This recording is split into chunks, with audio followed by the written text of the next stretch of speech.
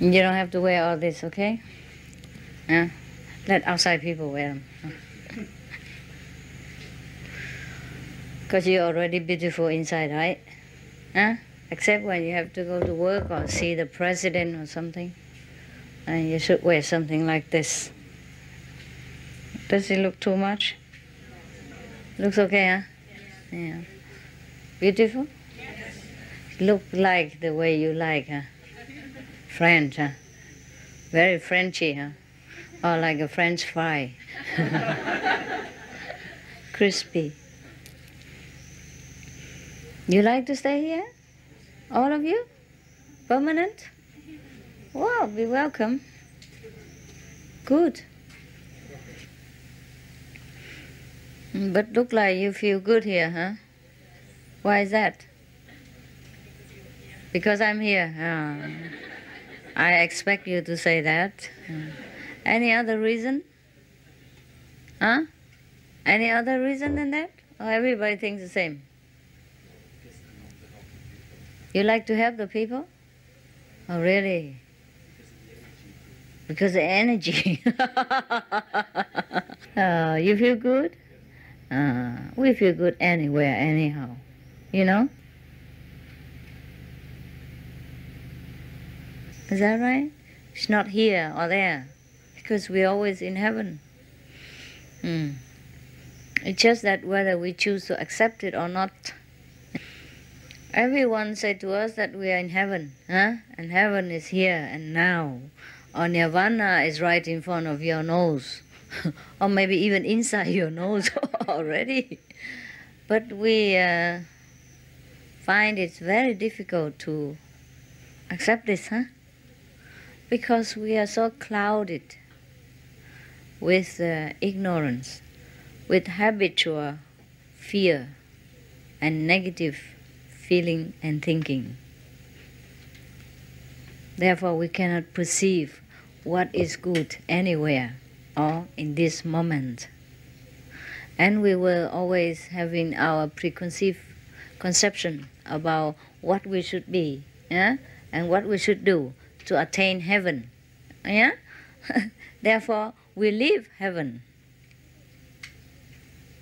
Because as soon as we divert our attention to something else and thinking that we must do that, do this, in order to attain heaven, at that time we focus our attention on something of no heaven. Understand what you mean? And then you leave what you already have or what you already are. But most of the time we do that. And that's why we cannot feel that we are in heaven. So if you concentrate the way you do right here, yeah, the way our brother just mentioned that the energy here is good, it's because you concentrate. Just because you're aware of the heaven within you, or of the heaven that is already here, anytime, any moment. The only time we don't experience heaven is that when we concentrate on something else, which is not heaven. Yeah, like the neighbor, what, doing what, or some negativity around us. Of course, we're bound to be noticing these things, unless we are in one of the stage that we cannot even notice anything. The time will come for some practitioners that you only experience heaven and nothing else. And then you even forsake your body function, your mental state. You're always in bliss. And that's why some of the practitioners in the Himalayas or elsewhere, in remote area or in some other places, see, in such a stage as in extreme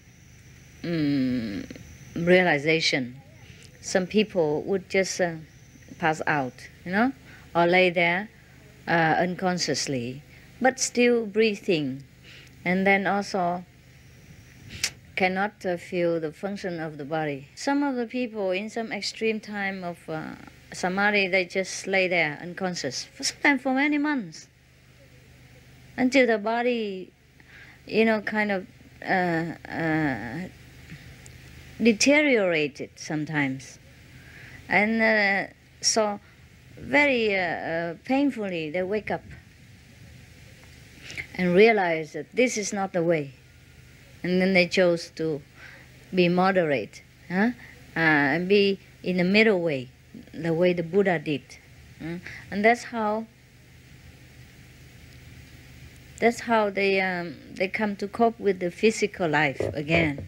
Otherwise, sometimes if you are too absorbed in the power of samadhi, in the soul blissful stage of reality, and then you don't even remember your body exists.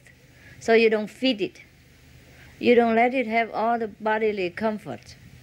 But as long as that we are still in this world, that means we are still in the illusion circle of the three worlds. That means, the mind, the body, and the functioning, also the feeling. The soul is still engaged in these three layers. So we have to feed the body in order to function and to fulfill our obligation in this world. Not that any obligation awaits us, it's just that we have chosen to come here to do something, so we better do it. Otherwise we have to come back and do it again.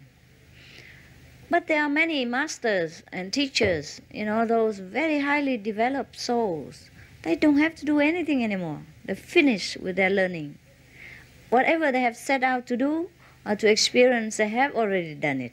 So they have returned to the kingdom of God, became the master, and was very already in a blissful state. But they have chosen to come back again as a messenger, as the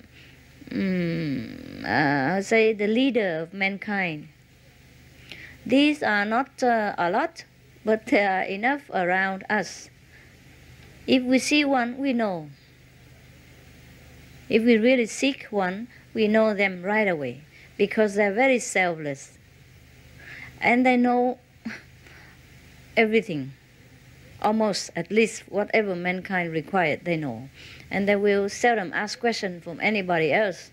But people will come to them for questions, for answers, for their basic knowledge of mankind as well as heavenly wisdom. They will come to this kind of people. These are the chosen, the selected few, which we call master or messenger of God, or God-man, or the Messiah, whatever name you call them. These are few, but not that few.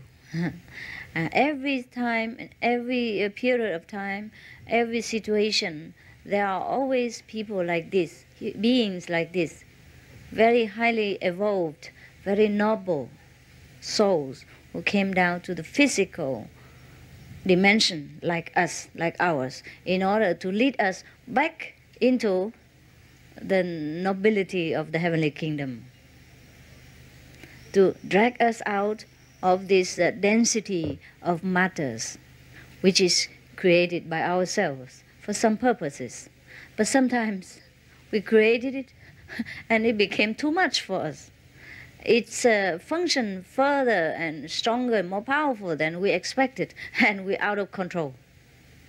And these beings like masters, messengers, Messiah must come down and help us out of the maya that we have created, of the webs that we have entangled within.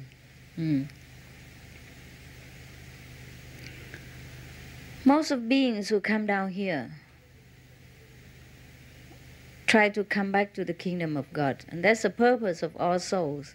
That's why they came here. They came here in the no God kind of dimension in order to recognize God, so that they can compare, what is a God state and what is no God state or less God state.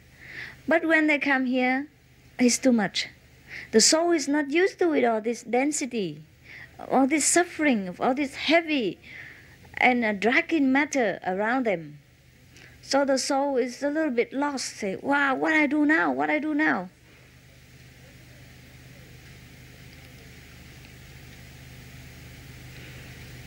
It's just like sometimes the doctor give you some vaccination to help you to prevent some kind of disease. But then the medicine itself give you a lot of uncomfortable the disease itself, like you have fever or diarrhea, or you lost your appetite, or you lost your strength. Yeah, you feel very weak. And some of the allergy medicine also make you feel very weak and sleepy and cannot function. Things like that. Huh? And in some people it reacts more because they have less, less immune strength than other people. Then they feel even weaker, and sometimes it's dangerous too. So the soul when comes here, every soul, every individual spark of the divine come here for the only purpose to go back to the kingdom of God. The only purpose to come here is to recognize the other part. The only reason we came to the negative region is to recognize the positive abode that we have left. We have to leave it in order to recognize it. That's the problem. Sometimes we don't recognize our family happiness, and then we wander around outside the house like teenagers. You know, they left home and they come outside, and then they're subjected to drug dealers and to all kind of prostitution and homeless and cold and hunger and bad treatment from the people outside. Then they recognize their home is better. Home sweet home is always better. You remember Alice in Wonderland? Yeah, she wandered around, yeah? She wished to be away from home, just disappear from home. She's bored and she didn't like it, but after a while, she wants to come home. So all she had to say is just home, sweet home. Sweet is my home. Then she's back there again. That's the moment of realization. It's a children's story, but it is the journey of the soul. It's very similar to the journey of the soul. So, even though we come here, we will have some assignment, like someone do this, someone do that, and then we have to do some work. But these are nothing. These are not the real purpose of us to come here. But since we come here, everybody must do something. And that's the play. That's the game. So whether you help people or you help yourself or you married or you're not married, it's your own chosen path to go. It's not that you're married and you're not better than the other married people, or the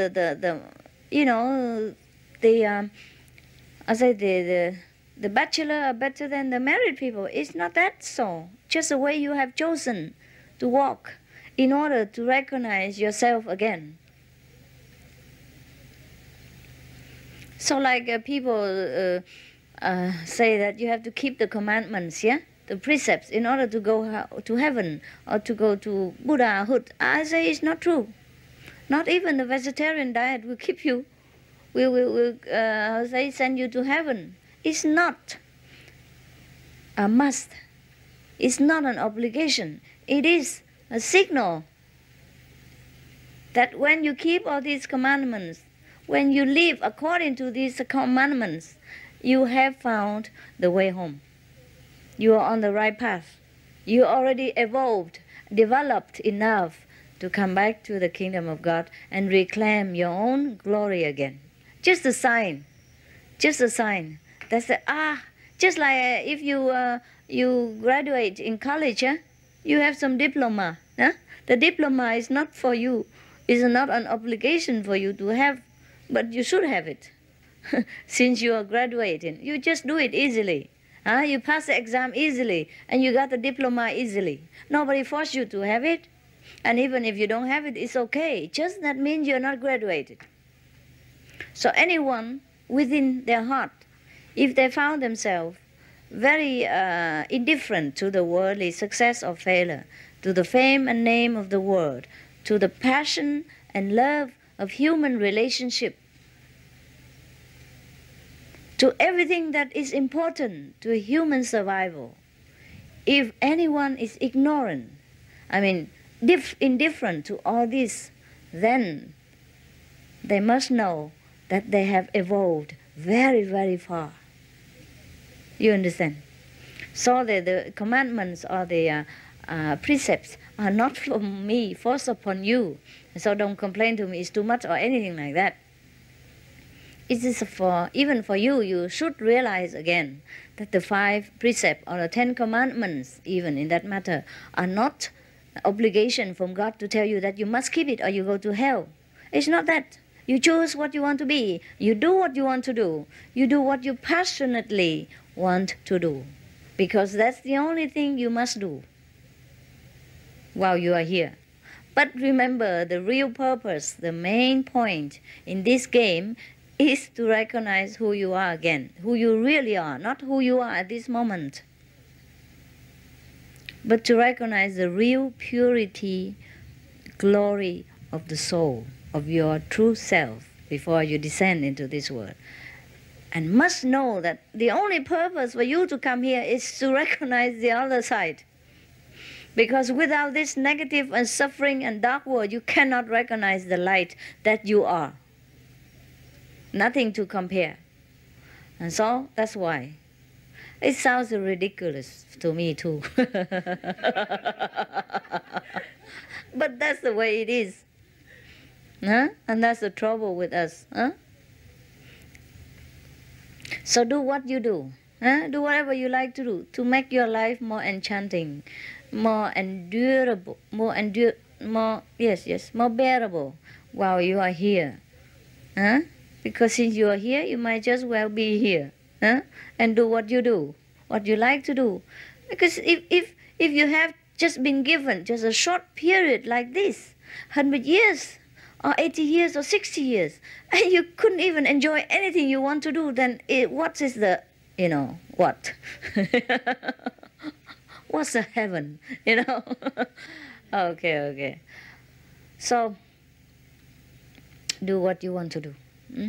Just, you must have a choice, huh? Whether you want to be this kind of person or be that kind of person. Huh? And enjoy yourself. Enjoy whatever you think is the most noble, your heart most desire. Because if you still desire it, then just let it be. If you don't desire it, that means, okay, that don't interest you.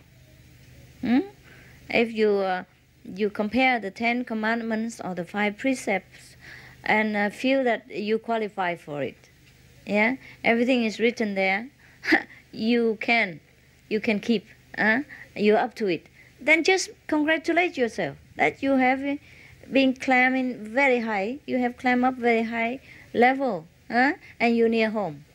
Just like you go near from America, you take an airplane here to the airport, I'm nearly near Master's place. And the nearer you come, the more signs of it. Like, oh yes, there's a shop over there. Oh, there's empty land. And then some cows. And then a lot of soldiers, walking around on the street. Ah, yes, that's my Master's home. Oh, this is my home, our home, It's our home in Cambodia. Okay, just a sign that you're near there, near here. Similarly, when we're near heaven, there are signs like this. Because you will not want to steal somebody's good anymore, since you know everything belongs to you. And that you have the whole world to share with each other. Nothing belongs really to you yourself. Then even you want to give, not to take. You only take what's necessary for your daily use, and whatever left over, you want to even share with other people, because you know it's like our common kitchen. Everything belongs to us, all of us. So you wouldn't like to go into my kitchen there and steal something for yourself.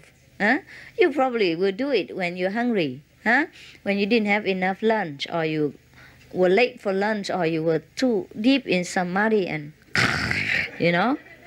make a lot of snoring noise during lunchtime. Yeah, well, occasionally it's all right, but don't do it every day. Because our kitchen staff is not very friendly when you come in, after lunch and ask them to cook extra something for you. Okay? So if you come in, just quickly get a potato or something and get out before you get into trouble, huh? Or a banana or two, okay? And get out before trouble. You see? So even so, if you stole something in my kitchen, nobody would say anything to you. And I will not punish you because it all belongs to you, all of you anyhow. You see what I mean? So actually in this world, who stole from whom? It's all God's. Huh? But just because we make so many law and trouble. So if somebody takes some bread from you while he's hungry, oh, you beat him. You give him to the police, and that is not the right thing to do. So Jesus has said that anyone who stole for bread is not guilty. Yeah, you have to make exception. You have to understand what is what. Only when we steal for greed, huh? We kill somebody else or we do anything just to make somebody else's life miserable because we want to covet, yeah, covet their possession. That is when we are bad. When we already have enough and we are able to do something to feed ourselves, but all we want is just to take somebody else's thing, and that's no good. Otherwise, everything in this world is like a common kitchen in our ashram. Everyone is free to take anything they wish and contribute something so that the kitchen will always be full and plenty for anyone who comes with hunger. They eat. Yeah, but it's all right if you not contribute.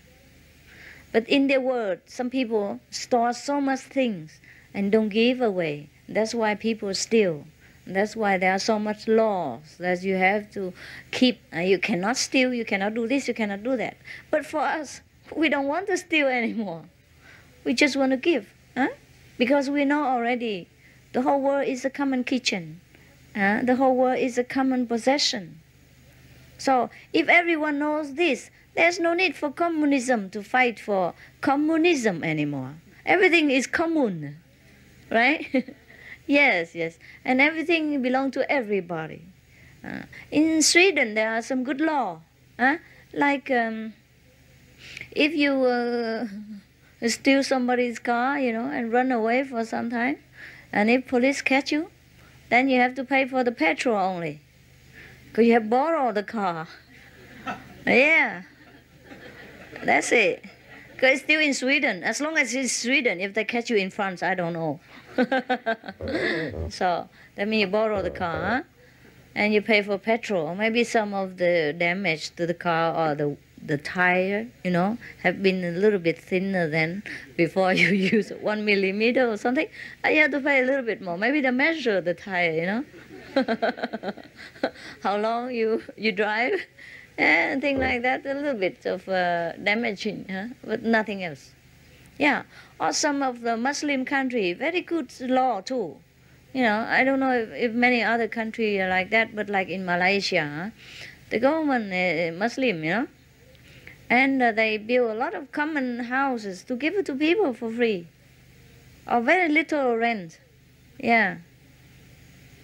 And also, if you borrow some money from the bank, don't go to Malaysia and do this. I just tell you, it's good. Some good point in Malaysia. If you go to Malaysia, if you're Malaysian, and you borrow money from the bank there, and you couldn't pay it, and honestly could not, then you are not punished or anything. You know what I mean? Yeah. Because you are the brothers. If the brother do something wrong, how the other brother punish you? If he honestly cannot help it, he does not try to cheat you. But mostly people who believe in Muslim religion or truly believe in God, they would not dare to try to cheat anybody. Understand? Just like us here even, They believe, you believe in God, You believe in goodness. And you already passed the precepts. You don't even want to steal. You don't even want to have anything to do with the neighbor's wife or husband anymore. Whatever it is, you have enough. You know everything already. You know everything belongs to you. And everything belongs to God. So there is no desire in you to take everything for yourself. Because it's yours anyhow. Why you have to go and desire and put it in your pocket? What for? So like here, everything here belongs to me. I know it for sure because I created it. I made it, huh? And all the food I bought with my money for you, huh? Would I come in the middle of the night to go to my own kitchen and steal a banana or something like that? Would I do such ridiculous thing? Huh? Yes or no?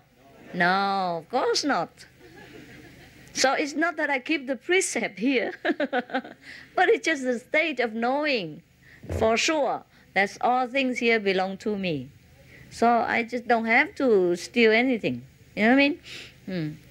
Similar to every of us, if we have reached this stage of consciousness, we will not like to do anything so bad like this anymore. So the 5 commandments or the 10 commandments or any commandments in any religions are just originally from the masters, huh? Or from God. That's why you say God has given Moses 10 commandments. You know what I mean? It's not 10 commandments, it's the 10 signals. To know that you're near home. If you pass all these, landmarks, huh? Then you know, you're home for sure. There's nothing else to doubt. Like if you landed in the Phnom Penh airport, huh? You know, that's it, now I'm in Cambodia. The whole world can argue, but I know I'm here. That's that, huh? So it's ridiculous to tell me that why I tell you 5 commandments or why the 10 commandments too much for people. It's nothing too much. If you don't pass these exams, then just stay where you are. Know that you are still in kindergarten or still in high school. That's all. Nobody say anything to you. If you want to stay in high school, it's all right. Huh? That's that. So, but very difficult for the high school student to go to college, even if he wants to. Why? He's not equipped with college, ability. Huh? Similarly, for many of the sentient beings in this world, very difficult for them to follow the saintly path.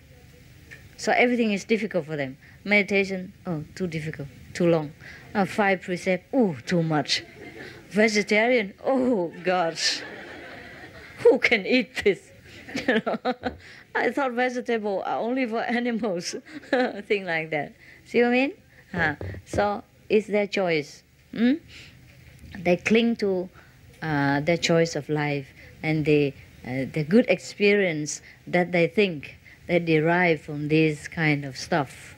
Like having a groovy life, you know, with a lot of passionate affairs going on all around the clock, eating all this bloody, you know, meat on the table, things like that. And they think it's good. And they dare not try anything new. And then they reject anything new, telling them, nah, I don't believe it. And don't believe it, don't even try. Sometimes for me also, like I'm used to it, one kind of food or something, and if you give me another, before I try it, I said, nah, I haven't eaten that before. I'm not sure I like it. I don't think I will try. Yeah. But then when I try it, I'm hooked on that. I continue to eat more. Yes. Similarly, people outside, they don't practice Kuan Yin method. They don't think of going back to the kingdom of God. They have forgotten their purpose of coming here. Because actually everything created from God is also fun. So this world is also fun for them. Wow, a lot of things to do. So sometimes they deliberately try to hang on, you know, hang around and slow down their journey back to the kingdom of God so that they can enjoy something more. Because, oh my God, just go back to God, then it's so easy, you know, nothing else to do. Let's hang around. Just like some people make a bad joke, like, a lot of people like to go to hell, better than go to heaven. And the other person asks, why?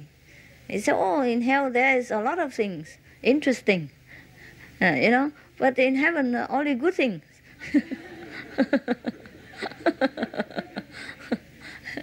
So it depends on your taste and your choice, that you know where is good or not good. Otherwise, heaven is here already. You see, for us, it's heaven. Anytime we're happy, anytime we are with God, we feel good. Oh, so good. And we can't understand why somebody else don't feel good. Yeah. Now, the heaven state of mind is very easy to find. We just have to leave everything that is not heaven. Okay? Everything that is not yourself, then we will feel in heaven. Every time, anywhere. But difficult for many people, because they just focus their attention to everything that is non-heavenly. Therefore, they cannot experience heaven even though it's there. Huh? So just like you, when you're at home and you have your house, you have your job, sometimes high position, and people respect you and call you boss, this, boss, that, huh? But still you don't feel good. You don't feel so at ease like here, while you sit on the floor like this, so humble and, huh? And happy, and you eat simple food, huh? Sometimes steal something in the kitchen. But you feel good, huh? Feel good, huh? So, the heaven state of mind is your own. Nobody can steal it. Sometimes they can. Sometimes they can. If the ignorant people can bother you so much, just like you're very tired, you can sleep. You lay on your bed and you just sleep very deeply. But the spouse next to you, sometimes she cannot sleep. She can also drag you out of your sleepiness. Is that not so? And wake you up all together and bug you all night long. Yeah. So it is possible that even though we are in a state of heaven, if we live with people, we mix with a lot of people, well, they are sleepless, They're restless in their soul. They can also make trouble for us. And that is true too. But that's the price, we have to pay if we want to awaken other people and remind them of their purpose. That's why all the saints have to suffer. That's why Jesus has to suffer. Buddha suffer. Kongzi suffer.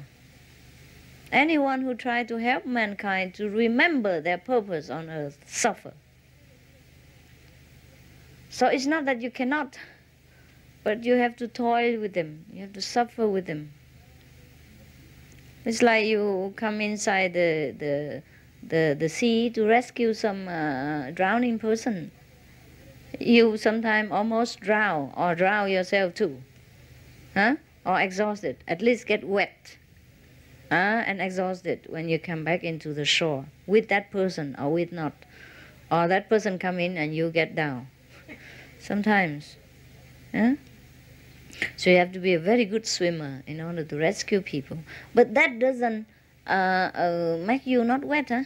Or exhausted, huh? Yeah. Any work take effort, and everything has a price.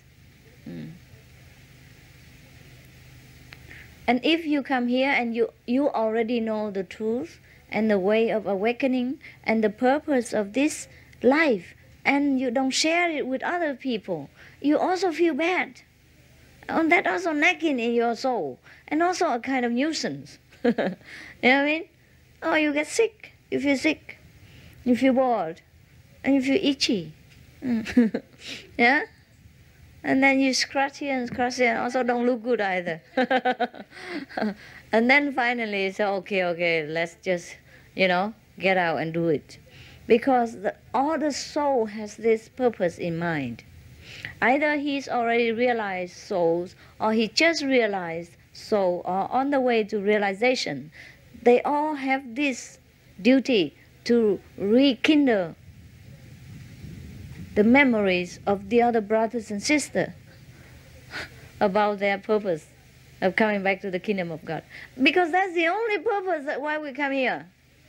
How paradoxical it seems to you, it still is. It's still the only sole purpose of wanting to recognize the light, so come into the darkness. The only purpose of coming to the darkness in this universe is just to recognize the light that we have.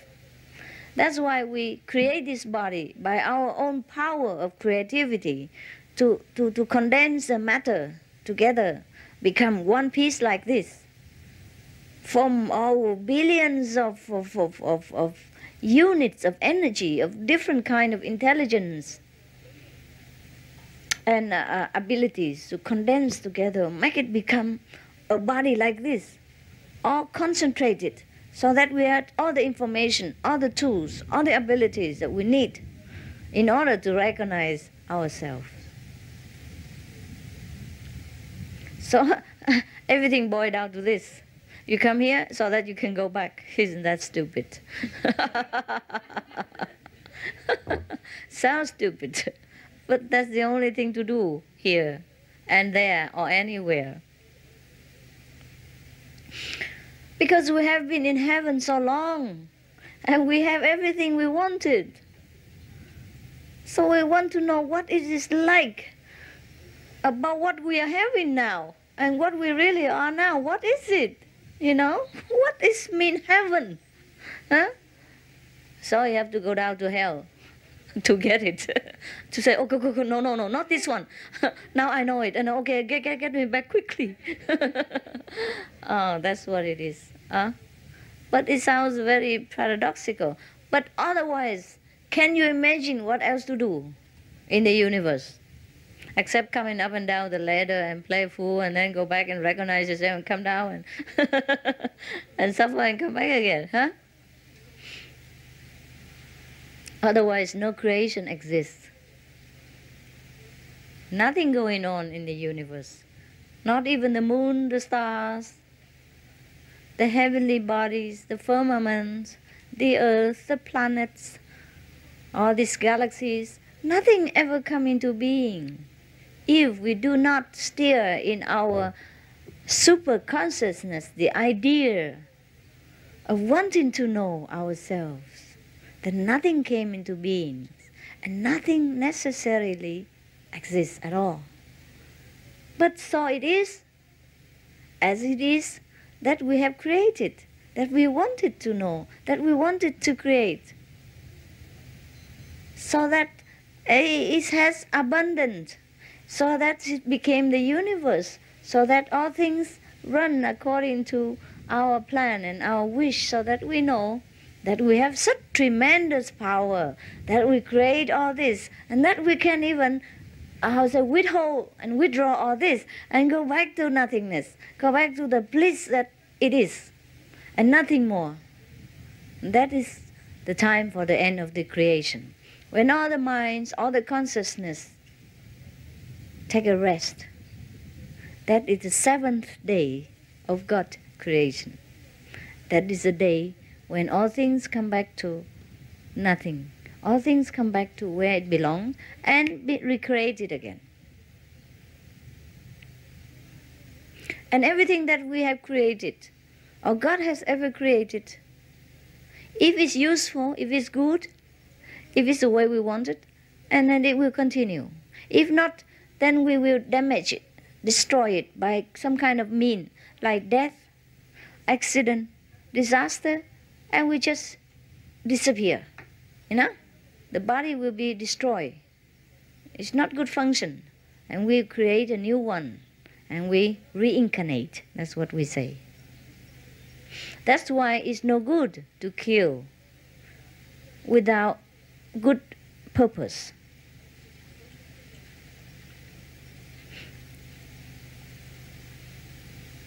Because we will not destroy what we create for no reason.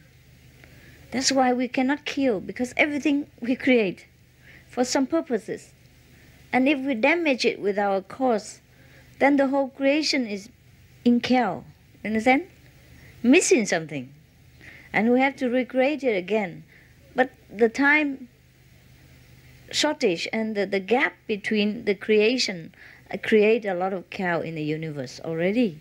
So we will experience a lot of mishaps or accident, thing like that, out of this kind of, random killing, random destroying our own tools and purposes. It's very complicated, huh? Is it? A little bit, huh? So what shall I do? The best thing is that I shut up. Really, really. Because I am explaining to you things that belong to the three words only. The word of yes and no. The words of here and there. The word of one and two. The word of creation and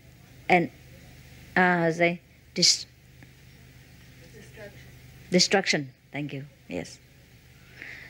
In the absolute abode, there's no such things that we should talk like here. We understood without spoken. We know everything already, and we are free to choose whether to come or to go, to stay there or to do something else, and there are higher purposes for our life there. It's not really that boring.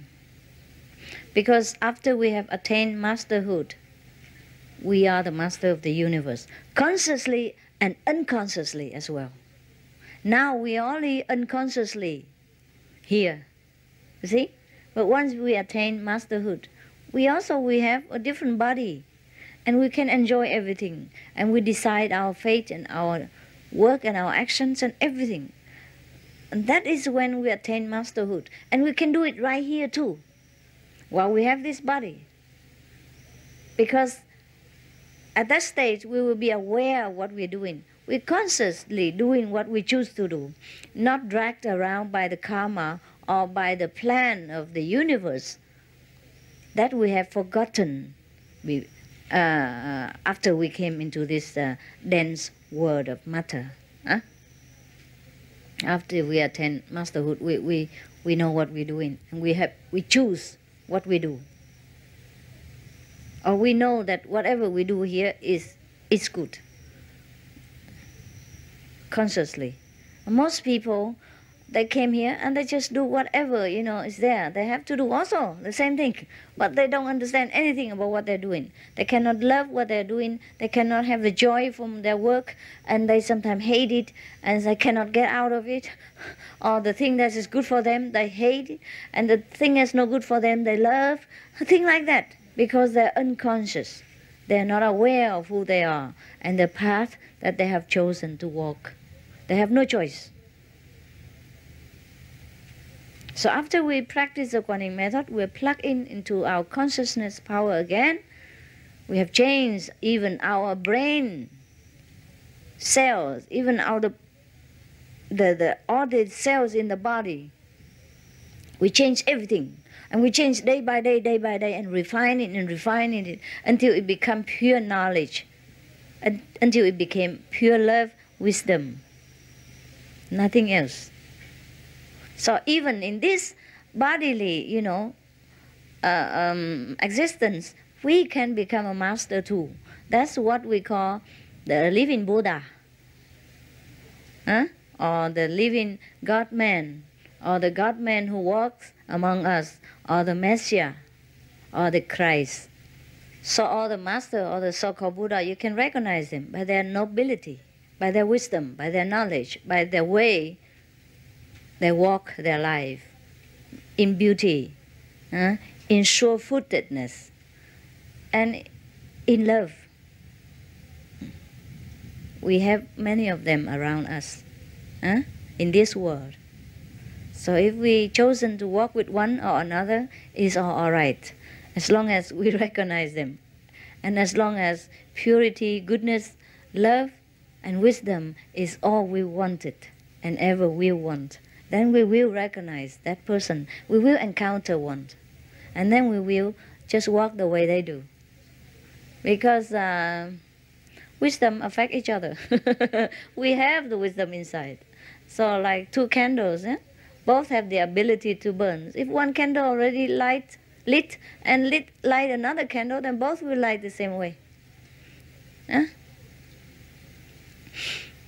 So it's not that it's easy to find, difficult to find a master. It's just that it's difficult for us to maneuver our thinking again into understanding and remembering the purpose of our life. Once you remember, nothing else to do. Just follow the footsteps of our soul. Just follow the example before us. Just go with the guide. And that's all we have to do.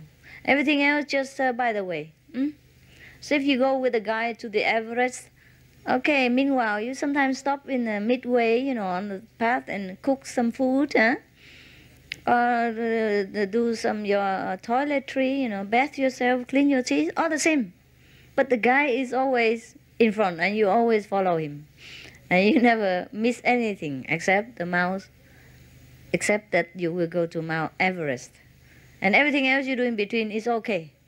Yeah, if you encounter a girl, maybe she likes to come with you, why not come along? Yeah, and you equip her also with everything, then you go together. And if you need to, by the way, on the road, if you see a beautiful lakes and you want to camp there overnight or stay a few more days to enjoy the scenery, that's fine with the guide. That's fine. As long as we have enough food to last during the journey, it's okay with the guide. He will not say to you, why you lack your effort and why you don't run quickly to Mount Everest. What's the hurry? What's the hurry? Okay, right? I don't think Mount Everest ever disappear so fast. Neither God will. So things like that. You understand? So everything we do in this world now, or ever do, or ever did, will, just by the way, on the road to kingdom. It's all right. Just do what you love to do. You must really love it. It might be bad according to other people's judgment, but who are they to judge you? You must know what you really want and what really makes you feel that it's me. It's me. I like it. It's me. If I do something else I don't like, I suffer. You know what I mean? Unless you want to suffer for that, then it is your choice too. Okay, it's me too. I like to suffer when I do this. I don't like to do it easy. I like to say, die hard, something like that. Chose the hard way, then it's whatever you choose to do, then it's you. Because perhaps that's the purpose of life. That's the path you chose to walk. So no need to always think of what other people think, Except some of the tribal thing, custom and all that. Okay, just follow it for the peace of the mind. And for the sake of being in harmony with each other. But don't lose yourself to become somebody else. For example, okay, you bow to some statues, because of the custom, so that things are in peace and harmony. You respect other people's custom. But you cannot ever even come back to their stage of being, like believing the statue to be the real. Is that not so? Ah, yes. But the other person who bow with you, he believes it. He believes the statue is for the real. You do the same thing, but you know it's not real. You understand that? So don't ever lose yourself in other people's belief and ideas and thinking. Just be yourself. That's the purpose. That's all there is. Okay, yeah. Now you can clap and go home.